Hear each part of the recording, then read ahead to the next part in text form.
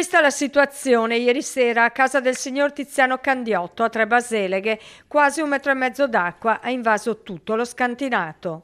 La disperazione di una famiglia di 8 persone questa è, perché abbiamo vissuto una notte veramente da incubo e abbiamo collegato 2 pompe, ma nonostante tutto L'acqua non si ferma. Non si ferma perché è venuta giù vera e propria una bomba d'acqua, si può dire così. Elettrodomestici, mobili, pellet, il contenuto dei frigoriferi, la caldaia, tutto danneggiato, così come le auto che erano parcheggiate lungo lo scivolo.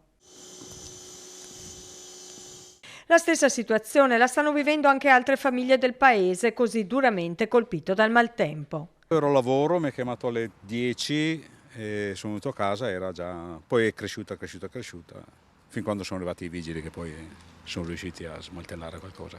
All'esterno delle case ci sono cumuli di cose da buttare, altre sono state lavate e stese al sole. Le macchine hanno cofani e portiere aperti, la speranza è quella di farle ripartire. Tutto da buttare, niente altro, cosa possiamo fare?